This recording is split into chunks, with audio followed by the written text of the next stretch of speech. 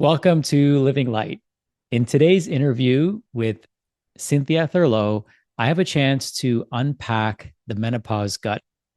As women go through menopause, there are some major changes that take place in their hormones, and there's equally major changes that take place in the gut. And this could be a hidden source of many of the challenges that women might be facing. So if you're somebody who is in perimenopause, menopause, or even postmenopause, this interview is going to be very enlightening. Cynthia and I talk about some of the emotional shifts that take place and the catalysts that can cause emotional shifts in our bodies, and especially in the gut. We talk about what lab testing would be appropriate if you're struggling with some of the symptoms of menopause and what you can actually do about it. We had a great conversation, and I know you're going to find this really powerful and impactful and very actionable for yourself. If you're not going through menopause, I'm sure you know someone who is. So please feel free to share this interview because I feel like every woman needs to hear this. Enjoy my interview with Cynthia Thurlow. Welcome, Cynthia. Thank you for being here today. Thank you, Sachin. I've been looking forward to connecting with you and your community. Yeah, I'm really excited because I'm sure you're really excited because you've got a new book out and it's called The Menopause Gut.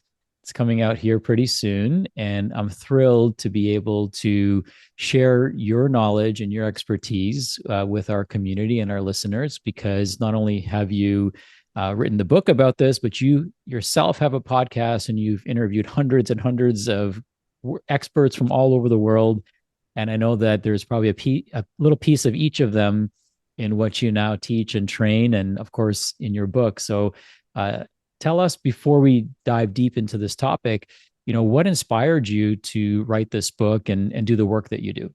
Yeah, I mean, I think for the last 10 years, I've been myopically focused on women in perimenopause and menopause. And so, in a in a vain effort to better understand the changes, the experiences, the labs, the symptoms that women experience, I think the podcast has really served as not just a teaching environment for my community, but also myself. And so every guest that comes on, because I believe in being a lifelong learner, always forces me to think about the world a little differently. And so there was definitely a constellation of specific guests over the past 2 years that kind of gave me new insights into the gut microbiome. And so obviously I've been doing a lot of diagnostic testing and working with women at this stage of life. And I recall my editor reached out to me and said, "Hey, do you think you have another book in you?" And I've been saying no all the way along. No, no, no, no, no.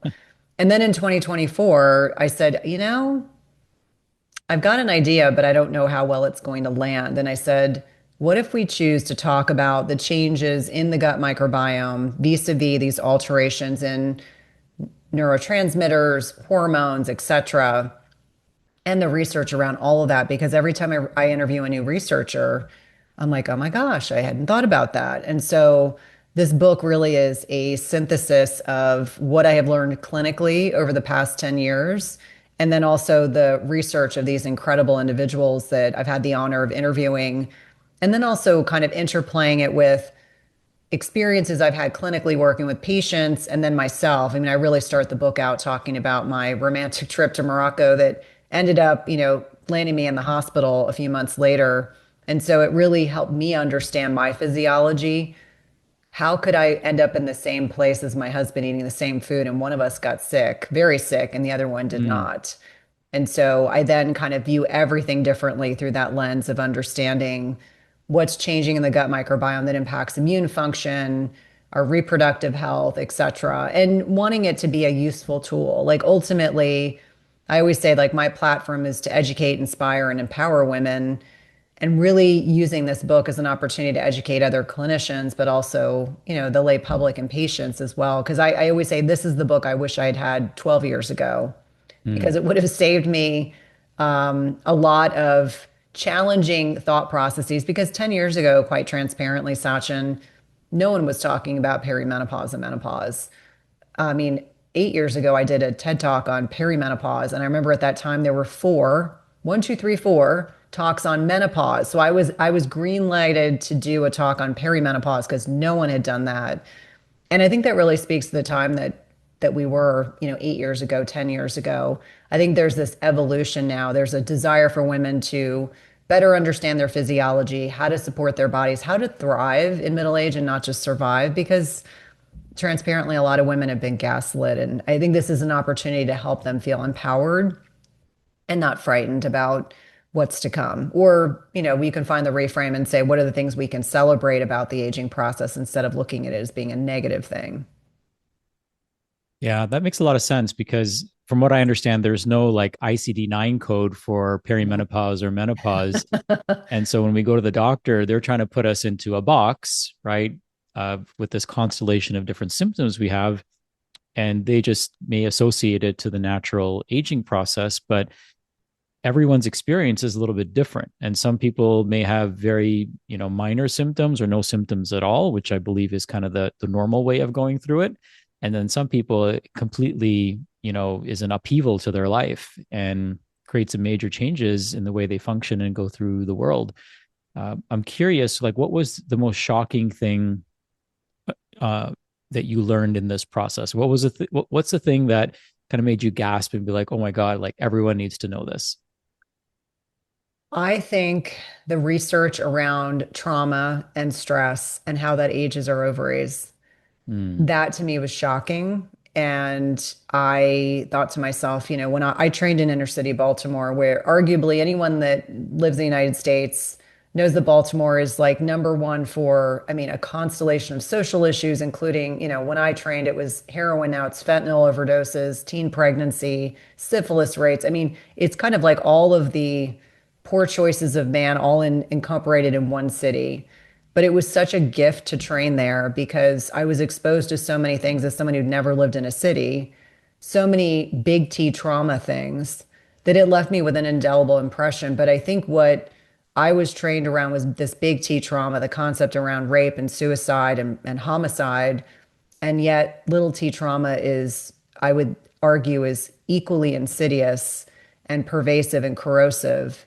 And how, at least from my generation, so many of us grew up with quite a bit of childhood trauma, and how that influences not just our risk for autoimmune conditions, metabolic health, and other things. So I was frankly shocked when I started really digging into the research and really understanding constellations of issues that I saw patients dealing with, because I look at perimenopause and menopause, Sachin, as a litmus test.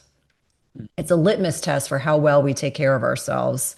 And when I'm talking about taking care of ourselves, I'm not talking about per se the going to the gym and eating nutrient dense foods. I'm talking emotional health. I'm talking spiritual health. Because when you have those decline in hormones and neurotransmitters, and in many women, it pulls your mask off. Like maybe you've been able to achieve, be really successful, and then you get to middle age, and all of a sudden you're like, well, wait a minute. Everything that makes sense in my life no longer makes sense. Everything that I believe to be true no longer feels true intrinsically.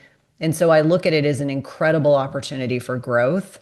And I'm really speaking to that emotional, spiritual growth. And I think it allows women to have newfound clarity, because with those changes in hormones, for so many of us, we go from being big people pleasers, which is what allowed me to be extremely successful as a human being, to being someone that is no longer a people pleaser and now actually speaks from a place of, continued authenticity, but does things purely based on, what's ultimately the right choice, not necessarily like pleasing everyone around me and subjugating my own needs, but now advocating. And so that's a lot of the work that I help women with, is helping them find their voices in a way that is not per se disruptive, depending on who their loved ones are. But I think for many, they feel much more grounded, comfortable, accepting of like where they are, and just much more peaceful and happy. And I think that is the differentiator. I think there's a degree of physicality forced upon us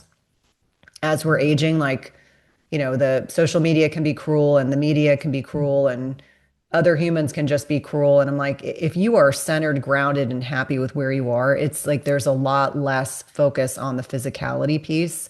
And suddenly people are like, finally feel like I know myself. I feel so grounded and so peaceful and so happy. But that chronic stress and trauma piece, I was shocked by. When I tell you, like, I literally, I think I had to take a day just to process Mm. everything that I was reading because I was so shocked. And quite honestly, not enough people are talking about this.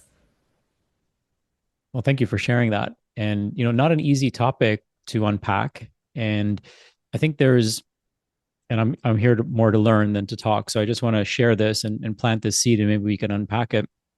But, when there's big T trauma, it's usually, and not always the case, but it's usually maybe an isolated incident, Hmm. right? That we kind of maybe keep replaying or reliving in our heads, and in our bodies, of course. And then there's the little T trauma, which can be a death by a thousand cuts, Yes. right? And that often we sweep under the rug and we might not think it's a big deal. And so some people might think, well, I wasn't, sexually assaulted, or I didn't have a tragedy in my life, so I don't have any trauma. Hmm. But then they've got like a thousand other things that are just eating away at them. And, cortisol is corrosive, as I say, and it's just surging through their veins constantly throughout the day. And from what I understand, and please correct me if I'm wrong, or guide me in the right direction here, but really the state of our adrenals is what determines the transition that we go through in menopause. So if we're just like burnt out or on fire, so to speak, Mhm. um, then that's going to really determine how we navigate this time of our lives. Is that accurate, or is that what you found? No, I think it's absolutely accurate. And for listeners to give them some sense, like when we're looking at little T trauma, it could be just neglect. It could be maybe you had a parent that had a substance abuse problem, or you grew up with a parent with a personality disorder, or there was verbal abuse but not physical abuse, which again can be the death by a thousand cuts, or bullying. And certainly there are people that are more sensitive to these things. And I'm an empath, so I absorbed everything I grew up within. But Mm, what I find is really interesting is that, when you talk about adrenal glands and helping women understand as progesterone is declining, your adrenal glands really become, that main quarterback of, hormone support. And so this is why when I say the things that got you to where you are not going to get you to the next level, it is really understanding that, your 20s and your 30s when you don't get enough sleep and maybe your nutrition isn't on key and maybe you're not getting enough exercise and maybe you work in a busy hospital where you're up, you're working shift work or you work in an environment where it's unpredictable and stressful. Your body weathers that better until you get into this transitional point in your life where the lack of sleep, the lack of stress management, the not dialed in nutrition, the plus or minus too much exercise or too little can be what helps you unwind. And when I say unwind, I mean that those adaptive patterns that have allowed you to be successful despite your experiences start to unwind. They then become maladaptive. I'll give you an example. How many of my patients are Orange Theory Fitness, CrossFitters? They're very physically active. They realize as they start getting into their late 30s, early 40s, that all of a sudden they don't recover as well. They don't mm. sleep as well. They can't manage their stress as well. And so those adaptive patterns then become maladaptive. And so as our physiology is changing, we are best served by adapting. This doesn't mean that we're throwing in the towel and we're accepting. It just means you're adapting to your physiology because you can still work out intensely, but it's shorter little bursts of training. It's, more restorative work. It is more downtime. It is more parasympathetic work. And as, a reformed people pleaser and hardcore type A person that lived on adrenaline for years and years and years, that took a lot to process. And I know many of my patients struggle with that as well because you're essentially saying, like, everything that got me to where I am is no longer an effective strategy. I don't know how to make sense of what to do next. Like, I'll give you an example. Probably 12 years ago, I was so burned out physically and probably fried emotionally that I didn't go to the gym for a year. All I did was walk outside. That's all Mm. I did for an entire year because every time I would push the exercise, I would get more depleted and more tired.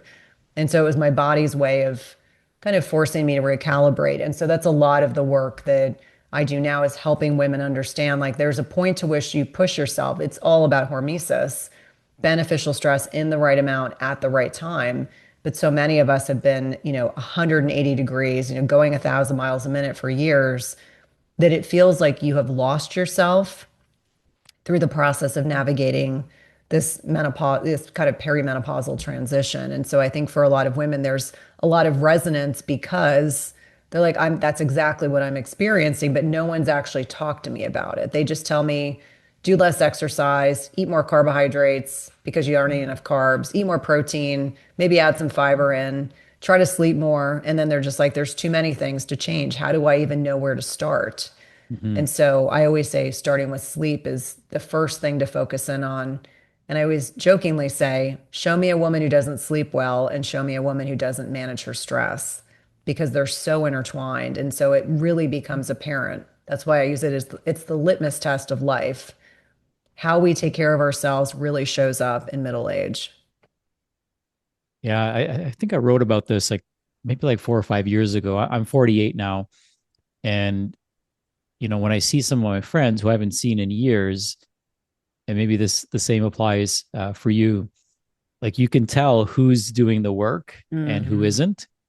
And I feel like that gets really amplified in these mid 40s and as we approach into the 50s. And it's really a blessing for some people if they take it that way, that now their body is communicating to them that, hey, something needs to change. Hmm. And a lot of times, less is more. So I mean, more sleep is less work, right? You just got to lay there and hopefully you can fall asleep and sleep Hmm. through the night. Uh, and sometimes people are reluctant to hear that. They don't want to hear that they need to sleep more, or instead of going for this intense exercise session, that they just need to go for a walk in the woods. I remember working with a client, a friend of mine. She had worked with us a few years prior, and then she started this whole like morning running thing. And she would post a picture of her sweaty face after she was done exercising. And really, she was going for a run in the morning. And so she would put on her sunglasses, she'd have her hat on, and then she'd put on her AirPods, listening to rock music and going for a run in her neighborhood. And so a month later, I asked her, hey, like, how's it going? And she's like, this sucks. Like, I'm actually gaining weight. I feel terrible. I feel like I haven't made any progress. And I said, well, let me make a suggestion to you. And are you coachable? And she said, yes. And I said, well, let's take off the sunglasses. Let's take out the AirPods, listen to the sounds of the birds, get the Hmm. sun in your eyes, go for a walk, right? Preferably in nature, so that your body feels safe and your nervous system feels safe instead of listening to music that's tuned to all the wrong frequencies. You're blocking out the sun's, hormonal signaling system, and you're just putting yourself into a state of fight or flight. Hmm. And when she did that, just that simple change, the weight started coming off naturally. She had way more energy. She was actually sleeping better. And all of her cravings disappeared of, sugary and fatty foods that, and salty foods that, were holding her back. And and so less can be more. And I'm curious as to what your theory is on why people resist those simple changes that can help them so much. Oh, why do they resist it? I think that change is hard. And I think if people have found particular strategies, I'll use common examples that I see. If a little bit of exercise is good, more is better. If a little bit of fasting is good, more is better. If a little bit of carbohydrate restriction is good, more is better. And so women have kind of gotten it into their mindset that they have to take everything to the extreme. So I think it's Mm, partly human nature, but I also think it's fear of the unknown. Like maybe this might work, but I know if I continue doing this, I'm going to force that to work. So it's like that ease of forcing an outcome. And we were talking about this before we started recording, that being unattached to outcome is the biggest flex right now. Just accepting that maybe doing something different is the most important thing you could be doing. And when women come to me more often than not, I'm telling them to back off on fasting. I'm telling them to back off on the intense exercise. I'm telling them to eat more protein and more carbs, as an example. I'm encouraging them to connect to nature, just like you were saying. Like your body starts to crave it. Like we have a whole, like most families, we have a whole mindset around morning routines. And it involves being outside with our dogs. We live in a very hilly part of our state. There's a lot of nature that we see every morning. And that's just part of like the process before we even get into work, before we shower, before we even exercise. That's just part of what we do. And I crave it. Like when I'm traveling, I crave that. So to Mm, your point about suggesting to your friend to do less, it is almost anti, and I live in the United States, it's almost anti-American to do less because we're always taught to do more. And so I think that it's finding that reframe about middle age is again embracing your physiology, but also understanding that sometimes the best thing you can do is to do a lot less, make it less complicated. Like I think about when I was a new nurse practitioner 1,000 years ago, and I would make these very long lists for my cardiology patients. I would tell them all the things I talked about. And then I can imagine how overwhelming that was for them to leave clinic with a long list of things to do. Whereas now, when I talk to patients, I give them one or two tangible things because less is more. It's also easier to continue making small changes if they're achievable, not if you give them a laundry list of 25 things with subcategory. I used to have subcategory A, B, and C. Sachin, I'm not kidding. It was so well intentioned, but now I cringe thinking about that. Whereas now I'll tell women, I want you to take 4 to 5 deep breaths before you eat a meal. And they're like, you want me just to do that? Yes. That's the first thing I want you. I want you to try to go to bed 30 minutes earlier. Like something that simple. So less is indeed more. And I think that is the ultimate flex when you have that realization, because so many people, whether it's a trauma response or it is just the way that they've wired their mindset, they struggle with making changes. That's number one. And then number two, they start to doubt themselves. And once that process starts, they get into analysis paralysis. And, this is where adaptive patterns from the past become maladaptive patterns of our present and future. And so I think a lot of these women, they really lack confidence in making those changes, even though we're encouragingly them lovingly and explaining why, that I always say, if I can understand the why, I can wrap my head around just about anything. But I think mhm. for so many of these women, it's just hard. Like change is hard and we don't acknowledge that. I think sometimes there are those of us that change almost feels easy. And it's not that it's easy. We just have to find the reframe in our brain of why we're doing something differently. But I think some people need a little bit more time to be able to do that than others. I don't know if that's been your experience clinically as well. Yeah, you know what? I sometimes will do the same thing that you described yourself doing many years ago, and I still find myself as you're saying that I'm like, oh, that's me. I might be overwhelming people because we want what we have for ourselves, we want it for them. And sometimes I'm like, well, they're paying me, so I should help them achieve that as quickly as possible. But if they're in a state of overwhelm Mhm. or they're emotionally maladapted, or maybe they've tried a lot of different things, and or maybe they're type A and they just go like, they're going to push themselves too hard, and that could potentially backfire. So I'm definitely guilty of that. Oh, I Um, think we all are well intentioned, of course. I do. yeah. I'm guilty of that myself. So, So, tying this all to the gut, uh, stress and the gut go hand in hand, and people may not necessarily understand that connection. But one of the concepts that we talk about, and maybe you call it something different, but is autonomic pairing. And when the nervous system is mismatched from the task, then that's where dysfunction takes place. So you talked about taking a few deep breaths before having a meal, because eating is a rest and digest activity. But if we're stuck in fight or flight, then we're not even sending blood flow, adequate blood flow to that region to perform its function. And one thing I tell my clients is that don't eat until you salivate first. So it's kind of like going through a car wash. If there's no water running in the car wash, you're going to destroy your paint if you just go through it. The brushes are just going to scratch up the paint. But if there's water and there's soap and lubricants and all that stuff, then you're going to get a good car wash. And an outward sign that we're ready to eat, and in that parasympathetic state, is we have saliva production taking place. So it's like clues us into the fact that our body is ready. So I'm curious as to what are some of the outward signs that someone might experience, women in particular, because obviously I'm not a woman and I want you to speak from your experience, but what are some of the signs that we're kind of stuck in that fight or flight pattern, or that we have this autonomic mismatch taking place? yeah, I mean, I love the idea of saliva. I'll just interject this because I think it's funny. I have a Bernie Doodle puppy, and this Bernie Doodle puppy, because he has jowls, as soon as he thinks he's going to eat, I mean, the amount of saliva that drops on the floor, my husband and I were like, oh my gosh. And it just made me think about my dog and how his is so over exaggerated because he's a dog and not a human. Outward signs of cortisol dysregulation. I mean, I think a great deal about like it starts, if we're thinking top down, it's sleep disturbances, it is anxiety and depression.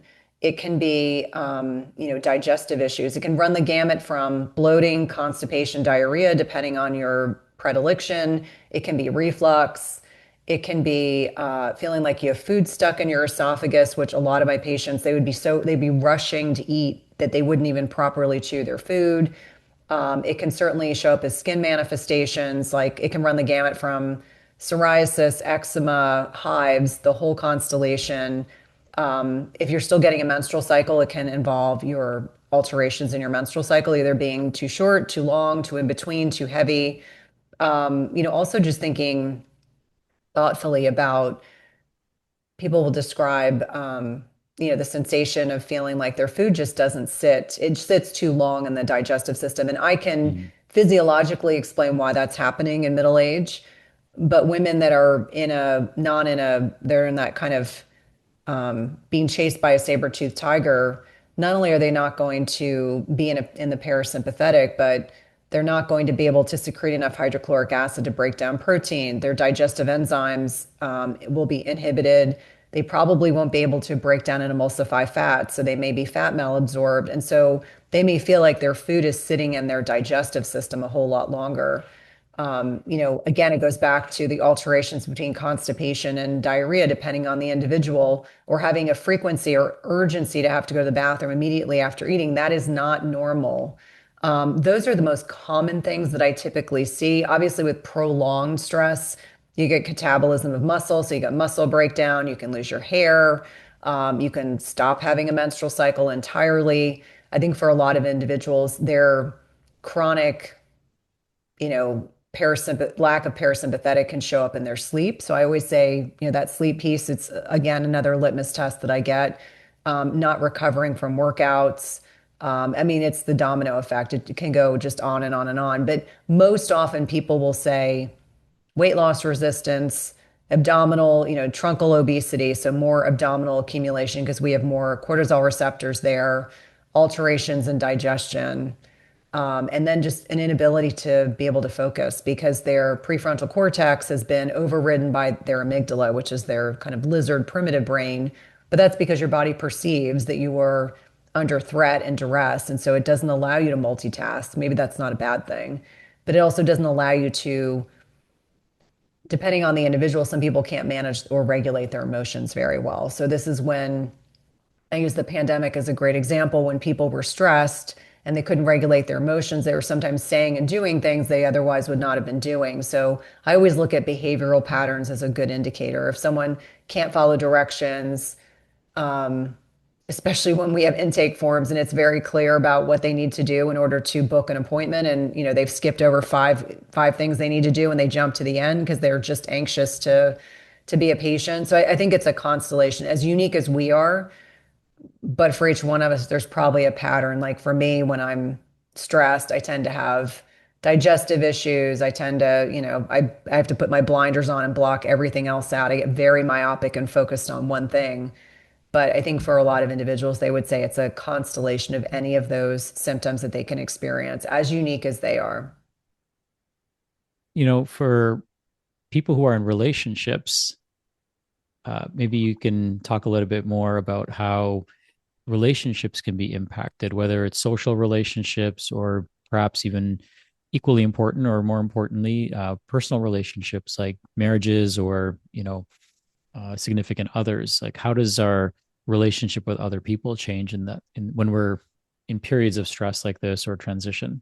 Yeah, I mean, I think sometimes people can still be on their best behavior outside of the house. I think their relationships, their interpersonal, like private relationships, can sometimes suffer the most because people let their guard down and they can truly be themselves, or they don't feel like they have to be careful or conscientious with how they choose to speak to their loved ones. I think that it can be corrosive. I think that Sometimes it can be the individuals that they're married to or coupled up with can be a punching bag. I mean, that's certainly something that I experienced as a child with my parents' relationships. And so I think you can see a degree of corrosiveness, toxicity, maybe verbal abuse, hopefully not physical abuse. People may or may not choose to have a physical relationship anymore. So you may see a lack of libido. I mean, that's true, like extreme stress. When it comes to other interpersonal relationships, maybe outside the house, they may struggle to, again, it's that mood lability. If people are not able to suppress their amygdala and still use their prefrontal cortex, they may not make good decisions. They may get fired from a job, or they may have altercations at work, or they may have road rage, or they might have just maladaptive patterns in general. They may just be, coined as difficult or uncooperative, or people who can't follow through with directions. Like I mentioned, sometimes we see that on intakes. So I think it very much becomes a trickle down, but a lot of it has to do with emotional regulation. And so even the most emotionally well-regulated people can have bad days, but people who cannot emotionally regulate in general, you're going to see the most severe manifestations of all of these things I just mentioned. These are the people that tend to have a lot of drama. Like there's no other way to put it. There tend to be people who, wherever they tend to be, there always tends to be a lot of upheaval. And some people thrive on that kind of dynamic. I find that draining. But I say this from personal and professional experience, having family members like this, just kind of observing the kind of chronic behavioral patterns. I think another thing, Sachin, that I see with women in particular is if they're chronically stressed, they become chronically busy. Mm, So they can't just come home and relax and sit on the couch, which is probably what they need to do. They're constantly cleaning, or they're constantly fidgeting, and they're constantly reorganizing things, because being idle means they're aware of what's going on. So they need the distraction because they don't want to be reminded of what they're trying to avoid. So it's the whole concept of uncomfortable feelings. That's what I see a lot of. Like women will explain to me, oh, I don't just sit around. I don't just watch a movie. I don't just go sit outside and observe nature. I don't just, I just don't, I have a trouble relaxing. And so I think mm. that can also be a sign of whether it's a trauma response, or again, it's that inability to process those uncomfortable feelings that can be part of, chronically overactivated cortisol or sympathetic dominance. Thank you. How much of that do you think is modeled versus, you talked about how you experienced the punching bag analogy you used. So I'm curious, how much of it do you think is modeled from our mother, or mothers in this case for women, or even parents? And how much of it do you think is circumstantial in terms of what's going on in their body? I think there's a nature nurture aspect, but I think role modeling for children is really insightful. I think it is an unusual child who grows up with a lot of poor emotionally regulated parents that doesn't replicate that in their own home. Mm, And I say that from personal experience. I just know that I have a group of family members, and we're all the same generation, and so we talk openly about some of this emotional regulation in family members, and how each one of us has kind of had to navigate having different experiences in our own personal relationships and our own families. But I think most of it is modeled, and it's much easier to model what you grew up in than it is to break that cycle. It's much, much easier because you don't have a firm kind of sounding board with which to work from. You're just like, okay, I'm literally walking blindly in a snowstorm, or I can continue with the patterns that I saw as a child. And what I would invite anyone who's resonating with this conversation to understand is that we may not have control over what happened to us as children. We have tremendous control over what we choose to do with the rest of our lives. And so, whether that's in therapy, talk therapy, or other experiences, now there's so many somatic therapies, so many options now that people can work through uncomfortable feelings or issues that they had, growing up in homes that were not emotionally well regulated. Because I think that our familial upbringing has a lot to do with our imprinting, but that doesn't have to become our destiny. I did ayahuasca. It's been about a year now, and what came up for me in the ceremony, because my father is an amazing father. He's still alive, and there's things that I would change if I could go back in time, but I realize I have an opportunity and that I'm not my father. I can take the attributes that I love about him and really the attributes I want to pass down to the next generation because we have to really see it that way. We're not just you know uh, raising children; we're raising our grandchildren and great grandchildren and great great grandchildren, all 7 generations down. And when we do the work to heal ourselves and live in awareness, we can also heal 7 generations back. So, what's really cool about working on ourselves is that it has such a huge ripple effect forwards and backwards. So, I'm curious, like, what tools you offer your clients, or what tools you can offer our audience that can help them become more present. I think that when we're uh, present to our children, our spouse, or our partners, or even present to ourselves. That's what brings out the best in us. But when we're constantly in fight or flight, and our thoughts and mind and body scattered in a million different directions, it's really hard to be in this moment. And I know right now there's a huge movement towards longevity, which is Mhm. just this pressure not to die anytime soon. Mhm. And it takes us away from the present moment, which is where life happens. So, what are some tools that people can benefit from, or maybe things that you found have worked for you that bring you into this present moment, get your nervous system, into that more parasympathetic state, so that you can hold space for yourself and those around you? That's such a great question, Sachin. I think that what I can say is if you had asked me 30 years ago, would I ever be a parent? I would have said no, not because I didn't want to be a parent. I was so fearful of recreating what I grew up in. Mm. So when I think about the things that have made a big difference in me evolving into a very different type of parent than what I grew up in, number one, my choice of spouse has a lot to do with that because we were very committed to what type of environment we wanted for our children. But I've been in some form of therapy or somatic therapy, or I mean, for 30 years. And every time I, would get triggered by something, I would go back to whatever therapist I was seeing at that time to say, okay, there's some, the onion peel has been peeled back another layer. I've got something I need to work on. But from the time that I found out I was pregnant with Jack, who's now 20, I committed myself that I was not going to recreate what I grew up in. And so I did things very differently. I mean, I worked full time for a very large cardiology practice. I cut my hours back to very part time. My husband at the time worked for a very large energy company, did a lot of travel. So it was me and my boys for a lot of the time. It was just the three of us during the week. And so the things that I did was this is before there were smartphones. So I was always very present. I was not distracted by my phone.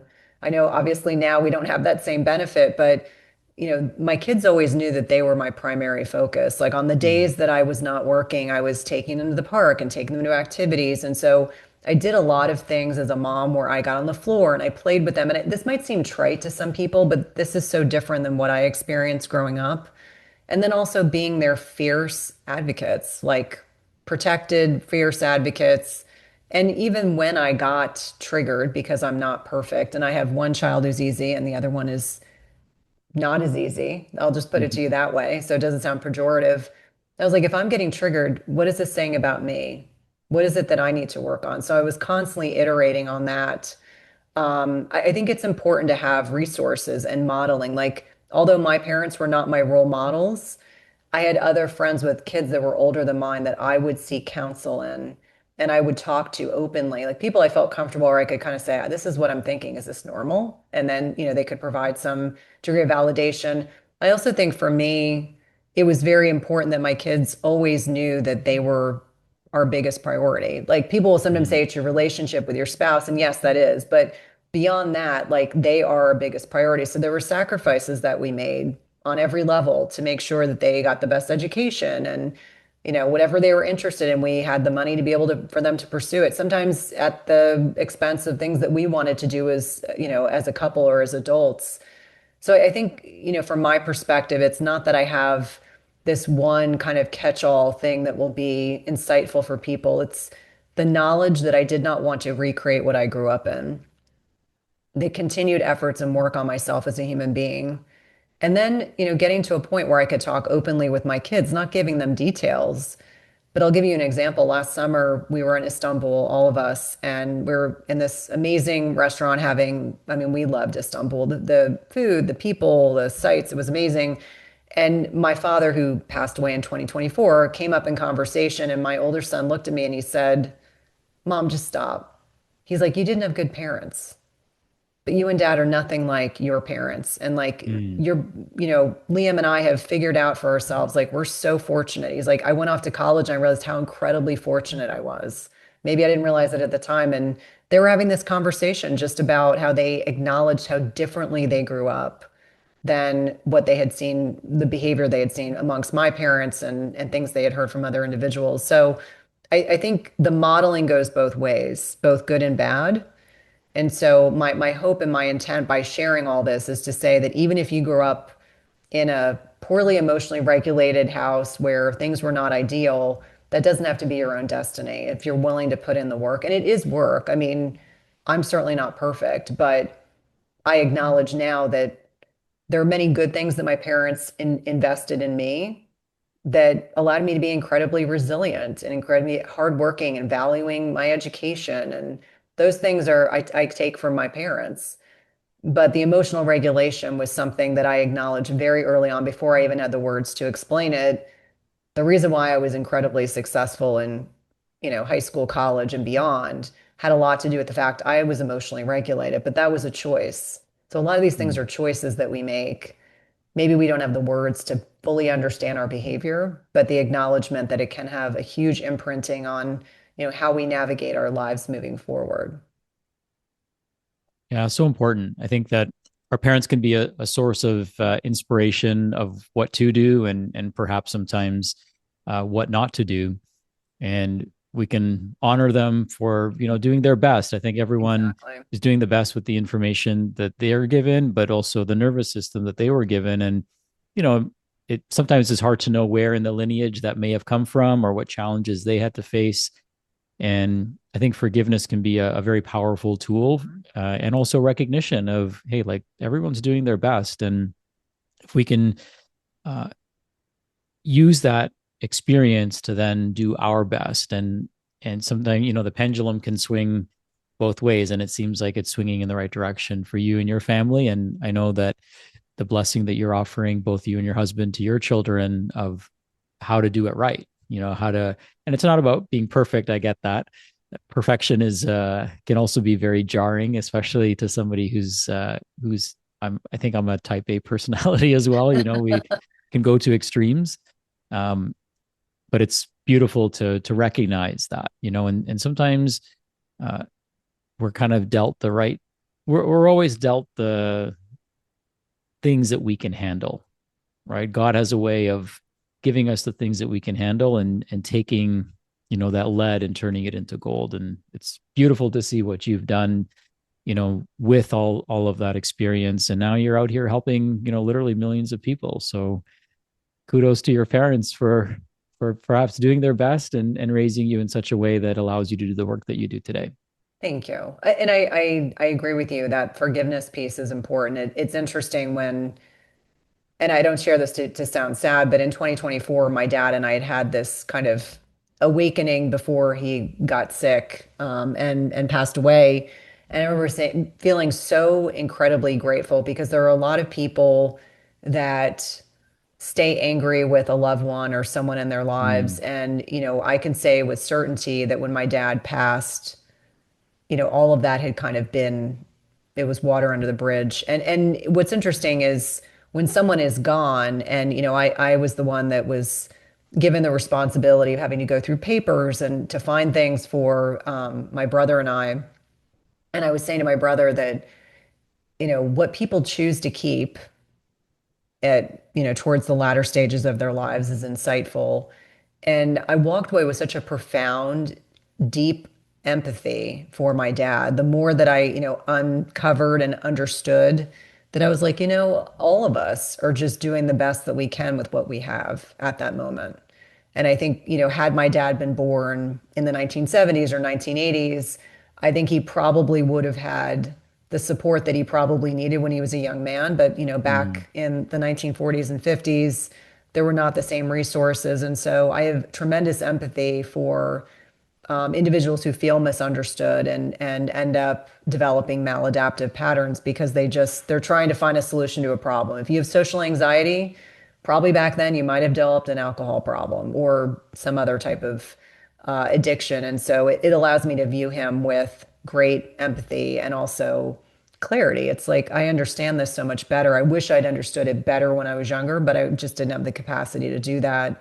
But I can look at him now and say, when we say our parents do the very best they can with what they have to view it that way. They don't go out of their way just to be spiteful and mean. I think sometimes people just never learn. It's like they never got the training wheels on the bike. They were just expected to ride the bike without the training wheels. And so they didn't have the preparation and the time to be able to invest in the good habits. So they're just winging it through parenting and marriage and all sorts of relationships throughout their adult lifetime. Yeah, and I think for a lot of people who are perhaps our parents' age, it was not really discussed, right? It was No. like kind of swept under the rug and the tools weren't available to them. And, maybe socially it wasn't acceptable to discuss these things. And it's like, suck it up, buttercup is the Yep. attitude that a lot of people had to deal with. And, you know, they're, we're all carrying a lot of weight, right? And it's great that you had that closure, which I think is so important because uh, in a, the the reason is like I think where this conversation is really beneficial is because people who are kind of in the middle ages like us are dealing with raising our children, right? And they're Yes. becoming young adults, and then we're also dealing with parents that might be aging, and you're right there in the middle of it all. So it's a lot to process when your body's going through these changes and shifts. And I think that a lot of healing and repair can take place if we can heal those relationships. And again, that could go both ways, right? It could be repairing our relationships with our children because maybe we didn't have the tools. I certainly didn't have the tools when my son was born. Fortunately, we had a lot of support, but I didn't have the tools I have now. So I could go back in time. Like I'm so excited for him to have kids and be a grandparent so that I could like do it right, from the perspective that I have now. But until then, like it's important, I think, for all of us, even if you take nothing away from this conversation, to just repair the relationships that you Mhm. have. And forgiveness is one of those things that can be the most potent medicine for us because it can deal with the big T or the thousand little T's that we're dealing with along the way. And carrying that in our backpack, so to speak, can be very exhausting, especially Yes. when our body's going through all these changes and our guts going through all these changes. And it can be something that it doesn't show up on lab testing, right? Like it's not like you Right. can go to your doctor and say, hey, like run the blood work for big T and little T on me. It's something that we have to emotionally process. And there's different tools. I mean, I know breath work can be a tool for that. Counseling can be a tool for that. Sometimes our traumas are hard to put into words. So that's where cathartic and somatic interventions can be very powerful. And then for some people, if they still can't get to it, then even plant medicines can be great Mhm. because it turns off a part of our brain called the default mode network. So it kind of gets us out of our heads and allows us to write a whole new story. I was talking to a friend earlier today who's really trying to find his footing. He had a heart attack in his mid 40s, and it was just like a wake up call for him. And he's just a wonderful, amazing human being. And he's like, man, what do I do with my life now? And he's trying to find himself again. And he's like, he doesn't feel like he has any value to add because he feels like a failure with his health and his career and other things in his life. And I'm like, bro, like the most successful people that I know, so to speak, like, and success means different things to different people, but the people that look up to have gone through some of the biggest hardships, and they developed a set of skills and tools as a result of those hardships. And now they're the leaders who are teaching other people and giving other people the tools and strategies. And value isn't just in telling people what to do. Sometimes value is in telling people what not to do. So Absolutely. yeah. Absolutely. And it's interesting because I think one thing I've noticed with a lot of middle-aged women is they may not be willing to sit down and do the breath work. They may not be willing to make all these changes, but when I can talk to them about vagal nerve training and if you're like me, I love to track data. So, I have Mhm. an Aura ring and I can track my HRV and it generally lets me know if I'm headed in the right direction. But something as simple as gargling or singing or humming, or now there are gadgets that can help you with this. And I find like for some people they need the gadget to get them, Hmm. really engaged. But vagal nerve training, I think, in many ways is a missing link for a lot of these women. And whether it's with a gadget or without, like knowing that there's simple ways that can stimulate that vagus nerve. And for listeners, longest cranial nerve in our bodies innervates from, the back of the brain all the way through our digestive system. So when we talk about the gut brain axis, we're really talking about this vagus nerve, the wandering nerve. But there's lots of ways we can stimulate it. And when I was having a conversation the other day with a colleague, I was saying, "Oh, I remember back when I was an ER nurse in inner city Baltimore, occasionally people had their vagus nerve severed during surgery accidentally." Mm. And at the time, I didn't fully appreciate why that was catastrophic. But now, as we're having this conversation and understanding in the context of middle-aged women that are trying to find better stress reduction modalities, sometimes something as simple as just humming can make a big difference. And, depending on how loud you are, some of these things you can do quietly to yourself, or you can do them in your car. But I think that when we're talking about creating simple, sustainable strategies that are not overwhelming, I can talk a lot about box breathing as something people can do, and that's usually what I do before I step on stage. But in lieu of that, there are other, equally supportive strategies. I know these are things that you very likely talk about with some frequency, but I look at that as like low-lying fruit. Like this is something that most of us can do that's not complicated, doesn't necessarily involve a device, and can definitely help with that parasympathetic sympathetic balance. Help is the word. It's like, what are the things we can do throughout the day that can be helpful, or even like hugging your pet or hugging your loved one, and how oxytocin reduces cortisol too. So all these things that are, small, simple things that we can do that can be helpful.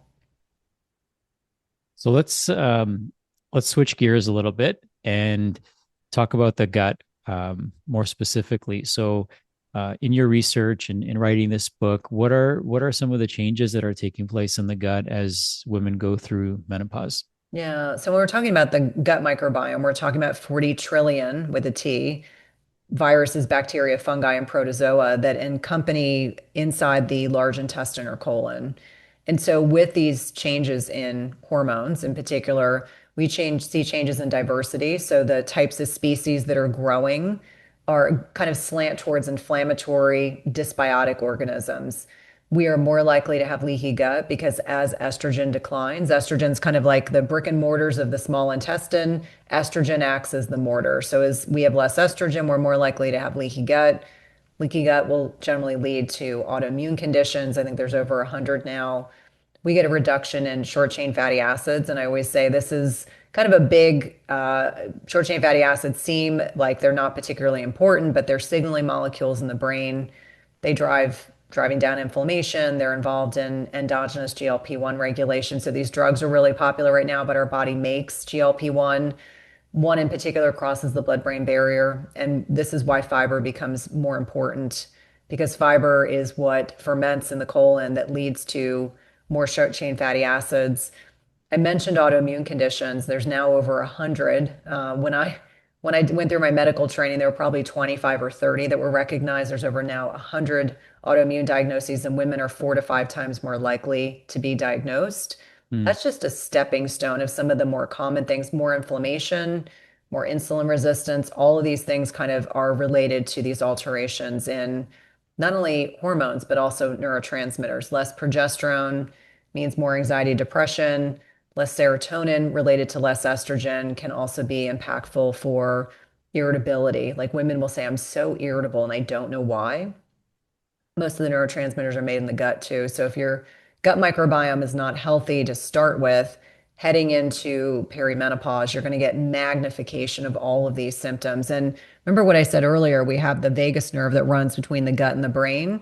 So if we're having a lot of inflammation, a lot of cytokines that are released, that will inflame the brain. So we talk about leaky gut, we talk about leaky brain. The gut brain axis is supposed to be impermeable, but in some instances, when we develop a leaky gut, we'll also have that leaky brain. So we can deal with more inflammation, mood disorders, and other types of things that just worsen the symptoms that women experience at this stage of life. So is there a way to quantify that? Is it going off symptoms, or is it lab testing, stool testing analysis that you do to help people? Because sometimes people like to see it, right? They Yep. like to see they want the validation that something is imbalanced or can be corrected and fixed. I'm curious how you approach that. Yeah, I mean, you can certainly look at labs. Obviously, if you're still getting a menstrual cycle and we're looking at hormones, we know estradiol is a day three hormone. We know that if we're looking at progesterone, we're looking at days 19 through 21, ideally. If we're looking at other things like fasting insulin, fasting glucose, A1C, they can be drawn at any time. That's looking at metabolic health, uric acid, triglycerides, HDL. Kind of looking at other inflammatory substances, I think about apolipoprotein B or ApoB and LP little a. For anyone that knows anything about my background, I spent 16 years in clinical cardiology, so I'm always myopically focused on heart health. And those are two lab markers that everyone listening needs to have, irrespective of gender. I start to think about it as a proxy to growth hormone, which we know declines with age. We can look at IGF-1. I also think a great deal about, just regular electrolytes, looking at red blood cell magnesium, looking at sodium and potassium, looking at kidney function, looking at hemoglobin and hematocrit, ferritin, which many people inappropriately don't address. Ferritin is an iron storage hormone, or excuse me, iron storage lab. And so we want that greater than 60, at least here in the United States. I don't know if it's concurrent, same system in Canada. But then looking kind of across the board, I'm looking at, stool testing. I do think there's value in looking at stool testing. For me personally, I'm looking to see, do you have certain keystone bacteria? Is there a lot of dysbiosis? Do you have appropriate amounts of digestive fire? So is your digestive enzymes appropriate? Do you have steatocrit, which means you're not able to break down fecal fat? Looking at inflammatory markers like calprotectin. Hopefully you don't have a parasite or worms, but we occasionally see those. Sometimes candida can show up on stool testing, although that's not my favorite test. And those are kind of baseline things that we're looking at. We can look at 24-hour saliva patterns to really get a sense. I think you could draw a serum cortisol, but that just gives you what the cortisol was at the exact moment that blood was drawn. Versus we can get a 24-hour saliva distribution, which I think is much more helpful. It tells us, what is your saliva in the morning, an hour after awakening, mid-afternoon, evening, and it should follow a pretty predictable pattern. Sometimes it doesn't, and that gives us insightful information. I think that's a good starting point. I mean, obviously, there's a lot of other tests that we can do. There's food sensitivity testing, which, I'll be totally transparent. I anecdotally see great value in it, but if you look at the research, it's all kind of segmented towards looking at allergy testing, which is different. And I see a lot of food sensitivities in middle age, which is probably a byproduct of leaky gut, alterations in sex hormones. So, in particular, we'll see a lot of estrogen dominance in the setting of lower progesterone, which can be provoked and can potentially lead to, like, if someone's eating a lot of high histamine foods, which are intrinsically healthy, right? Mm-hmm. It can provoke a degree of mast cell degranulation, which is a part of the immune system that will release these kind of histamine that can then lead to nasal congestion and abdominal cramping and sometimes skin manifestations, like could just be a rash or hives, but obviously can be concerning and scary because it can happen quite quickly and can sometimes be mistaken for an allergy when in fact it's a sensitivity. And then we go, from there, we can look at other types of testing. You look at oats testing, you look at organic acid testing. It's interesting. I used to do quite a bit of the Dutch, and I do use it on occasion, but less frequently because a lot of what's on that test I can get from other modalities. But on the Dutch test, you can look at estrogen detoxification patterns, which I think can be helpful, especially if women are contemplating or are trying to make decisions about hormone replacement therapy. Not because I get the values of how high their estrogen levels are in their body, but it gives me an idea of how it's broken down in the body. And that's a starting point. But I really like stool testing. I like to look at saliva-based testing and do so strategically, and then serum labs, just based on what we're looking at. But getting a baseline assessment of how healthy is this person? Because here in the United States, we do a terrible job managing insulin resistance and even diabetes. And so that fasting insulin can oftentimes be the very first biomarker that would dysregulate, sometimes 5 to 10 years before glucose looks Hmm. dysregulated. And we know that women are at greater risk for poor metabolic health as they're navigating life with less hormones. So important to get a sense of where that is, up front, and then we can, kind of dial back in from there. But that's kind of an oversight of things that I think are important to look at. Obviously, vitamin D can be very helpful depending if we're looking at, vitamin B12, folate, et cetera.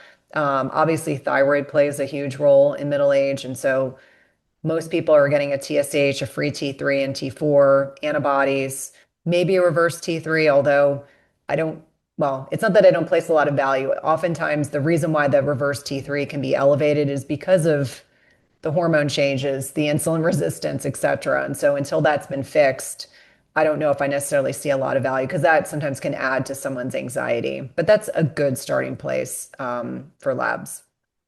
Okay, very thorough. I love it. Now I know you mentioned you use an Aura ring. So, aside for the benefits of tracking your sleep, what are some of the numbers you might look at on the Aura ring that you feel are relevant to this? Yeah, I mean, I think obviously heart rate variability is a big one, and helping women understand like you have a baseline and we can see improvements, but if your baseline is 50, I don't expect you to get to 150. Like some of that is genetic, some of that is there are age adjusted improvements, but it gives women an idea. Like if I wake up in the morning and I didn't sleep well and my HRV is normally 50 and it's 20, it's like, okay, clearly there's an imbalance between the sympathetic, parasympathetic nervous system. Same thing with heart rate variability, especially with travel, altitude, hydration status can also impact heart rate variability. To me, I see quite a bit of women that have dysautonomia, which is a separate kind of superimposed issue where their autonomic nervous system just doesn't work as appropriately. They'll say, "Oh, my heart rate's really low, my blood pressure's low, that's all good." And I'm like, "Yes, but always in the context of what else could be going on." The severe manifestation of dysautonomia is POTS. And I saw quite a bit of it working in cardiology, sometimes with patients who actually had to go on medication because their blood pressure was so dangerously low and they were very symptomatic. But I think, those are the two parameters, looking at that, at those two, and then deep sleep metrics and REM sleep, and being really clear that the Aura Ring is not infallible. Like sometimes people are like, Mm, "Oh my God, I only got an hour and 28 minutes of deep sleep. That's terrible." I'm like, no, in the context of the greater good, that is probably fine. Obviously, when I'm on vacation, when I'm not at home and I'm on vacation and totally relaxed, like the last time we were in Belize or Costa Rica, I had 2.5 hours of deep sleep. I was like, this is mm, amazing. So clearly, there's something about being on vacation that influences deep sleep metrics. But those are the things that I have patients. I always say, like, we want to be thinking big picture and not get myopically focused on, the day to day, unless you're seeing patterns that are shifting. I think a mhm, lot of women get beholden to, my HRV must be 50, otherwise I'm doing terribly. I'm like, well, it's always the context. What's your baseline?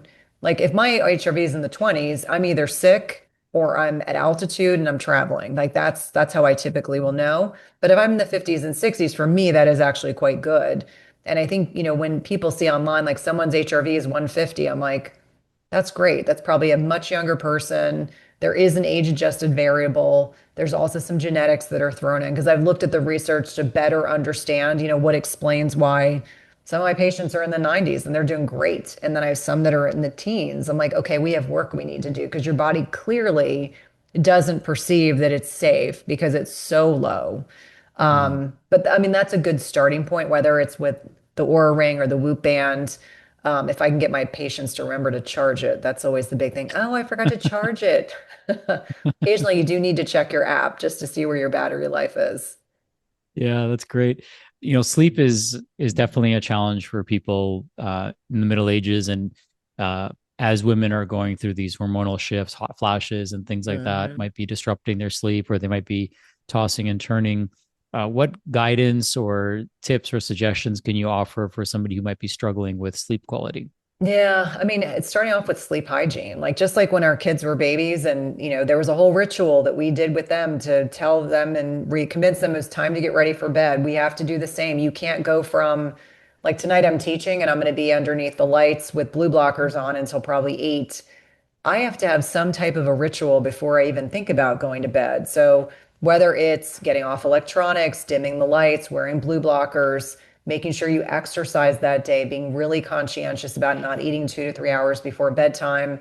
When women are having a lot of hot flashes at night, I start thinking about, is it blood sugar regulation? Because we know that women that experience sustained and persistent hot flashes are more likely to have heart disease problems and poor metabolic health. So we do Mm. take those seriously. I start to think about what's going on with their blood sugar. So is it something that we want to wear a continuous glucose monitor so we have a sense of what's going on? Are they eating too close to bedtime? Are they drinking alcohol?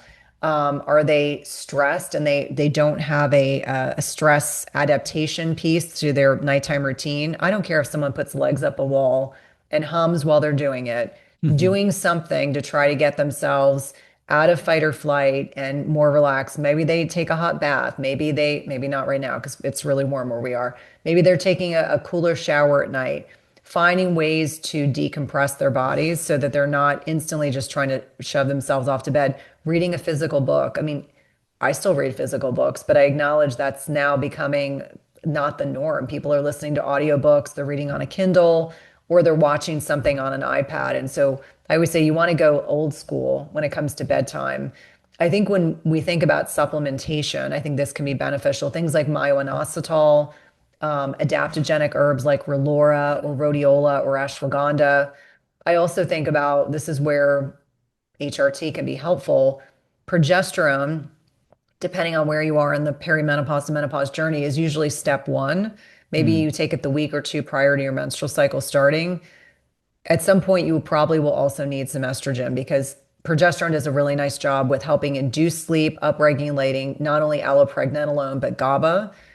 Estrogen, estradiol can be helpful for staying asleep. So, really looking at all pieces of the puzzle because it's part lifestyle, it is part supplement regimen, I think personally, and then some HRT where appropriate. We can also talk about melatonin. We know that melatonin, just like every other hormone, starts to decline with age, and it's not just a sleep hormone, it's a master antioxidant. So I'm not afraid of giving patients a milligram or two of melatonin. I think that can be helpful. Um, do I think super physiologic dosing, like there was a guest I had a few years ago. It was very interesting talking about melatonin, but he was talking about, 100 milligrams of per rectal melatonin. And I was like, I don't think that's a sustainable strategy, but if you need a melatonin boost or an antioxidant boost, maybe that's not such a bad idea. But I think it has to really be a kind of a targeted approach. The other thing that I would add to like sleep rituals, chamomile tea. Some people like drinking something warm, Hmm. uncaffeinated tea. Obviously, don't have an espresso before you go to bed unless you're a fast metabolizer. I happen to be one of those. Like I rarely get jittery from caffeine, but I do have some patients that will tell me they can have like a coffee at 7 o'clock at night and still sleep really well. But I think more often than not, poor sleep is really related to poor stress management. So Mm. they go hand in hand. And as I said in the beginning, show me a woman who doesn't sleep, and I'll show you someone who doesn't manage her stress. Obviously, sometimes it's situational. And I think that, whether someone's going through a divorce or a bad breakup or has a job loss or a move or someone in their family is sick or maybe even themselves, it's like you have to sometimes buffer with more. And this is where I think titration of supplements and even HRT can be helpful to help people like over those little rough spots. Amazing tips and suggestions. Thank you. There's a pearl I wanted to add, and you probably know this, but for our listeners, when we move our eyes left to right, like we're reading, it actually creates a parasympathetic response because you'd be gazing, scanning your environment, uh, sightseeing almost. Whereas if you're scrolling up and down, that would be like running, right? You're looking straight ahead of you, you're looking up and down, and that creates a cortisol response. So when we're scrolling on our phones, our eyes are tracking vertically versus horizontally. So I love the suggestion of reading an old school book because it just, without us even realizing it, it's creating that response in us. And I tell you, I when I make suggestions like that, people will say I read half a page and I was sleepy. I'm like, great, that's exactly what we want. Yeah, amazing.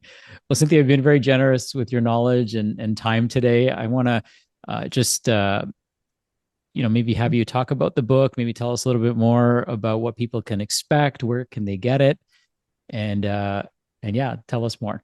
Yeah, thank you so much, Sachin. So the menopause gut is really speaking to the changes that happen in the gut microbiome in perimenopause and menopause. So it is a book for women that even before they get into perimenopause to better understand their physiology. It talks about the gut and what the gut microbiome is. It kind of evolves into talking about how our ovaries set the pacemaker of aging in our bodies. It's the most mitochondrial dense organ in our bodies, not surprisingly, and how the interplay between the gut and the ovaries really sets the pacemaker of aging for us. We move on and talk about bones, we talk about the immune system, and then we weave in all the things that you can do proactively, really starting with lifestyle. Spent a whole chapter talking about sleep and stress and not surprisingly, nutrition and exercise, all the research on how these impact the gut microbiome positively and negatively. I spend quite a bit of time talking about hormone replacement therapy, if that's appropriate for you, and what the research demonstrates. Thankfully, most of the Women's Health Initiative has now been debunked. We did get some important insights into that, but it changed practice patterns for a long time. And then I weave in supplements, and then we have a lot of great recipes that were designed to be gut friendly. So lots of fermented foods, fiber, which is, I always say, is the new F word. So protein and fiber really become really important. It really is a love letter to women because it's embodying, 25 years of clinical experience, all the things that I've learned, and really talks about the science. Like there's so much research in the book that actually it would have added 20 pages to the book. So those will be housed on my website. But you can go directly to my website itself at www.cynthiathurlow.com. There's a big banner at the top. You can click on that. It'll take you to any of your retailers, and pre-sales are really important for the book. It not only tells retailers, but also the publisher and publishing industry that this book is wanted and needed. And there's a lot of wonderful pre-sale bonuses. I know people sometimes say that, and it turns out to be something you don't need or want. But we actually polled my community to find out what resources they wanted. And so it's a nice accompaniment to the book, and they'll be available up until publication week, which is April 28th. And I'm active across social media. I have a podcast that I love called Everyday Wellness. It's my favorite thing I do in my business, being able to interview the best and the brightest in the health and wellness space. And eventually our calendars are going to align and we'll get you on, Sachin. And then I'm active across social. I would say right now I'm most active probably on Instagram, and I love an affiliation for Substack. It's allowing me to connect with followers in a very unique way because it's a much more personalized approach. The podcast is for everyone, and Substack is written really to help women better understand their physiology. So a lot of the things we talked about on the podcast today, I unpack in greater detail there as well. But if you listen to the podcast and you decide to purchase the book and reach out, please let me know. Well, thank you. I purchased my copy right Thank you, before Sach. we started. So thank you for doing this work. Thank you for sharing. If you're a male watching this and you have, a loved one who's approaching menopause, this could be a great gift for them and maybe even a great gift for yourself to understand them better and support them on the journey. And certainly if you're a female watching this, this is a must have. And Cynthia, you've written a book prior to this about fasting. That's a lot of your work is in that area. And this is wonderful to see how you're helping women now, just, leaning more into that journey that all of us, men and women go through hormonal changes as we age. And it's wonderful to see now that women have a tool that they can empower themselves with. So thank you once again. So much love and gratitude for our time together. And I look forward to seeing you in person. So I can give you a big hug. Yes, absolutely, Sachin. Thanks again. My pleasure. Have a great day. You too.